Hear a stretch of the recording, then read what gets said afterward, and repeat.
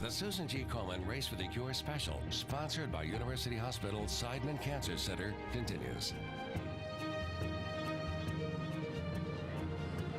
Denise and I are joined by a very special guest this morning, DianneMontville. Thank you. You are a breast cancer survivor, first diagnosed 13 years ago. Yes, 13 years ago, and then I think about 5 years after that. And then last year in August, and then just 2 months ago, I was diagnosed again. How are you doing? I'm doing well. Chemo was a little rough, but I'm doing much better now. It's a testament that you're able to join us here today. Yes, it is.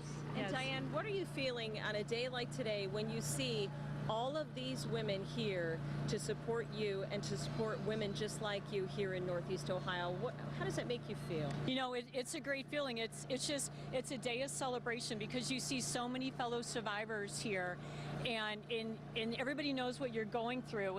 And really, when you're a survivor, every morning that you wake up, it's a day of celebration.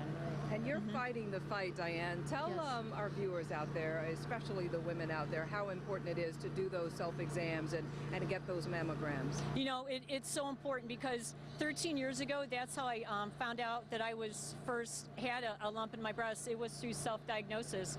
Then went straight to the doctor, had the mammogram, and you know they found out that it was cancer. So it's very important to do the self-diagnosis and to get the mammograms every year. And the mammograms, you know, I lost 2 aunts to breast cancer because they couldn't afford mammograms, and of course I get mine on a regular basis, and that's how I found the lump, was through a mammogram. So thank goodness everything turned out okay, but it's so important because sometimes through the self-exam you can't feel that lump. It's exactly right, because they can start out so small and be undetectable, so it's very important to do those mammograms. And technology continues to improve Yes. over the years. I know last year I had the first digital mammogram. It was far less painful than the previous ones, and so as we live in Cleveland, one of the greatest medical communities on the planet, and it's just such a blessing to have this right here in our community.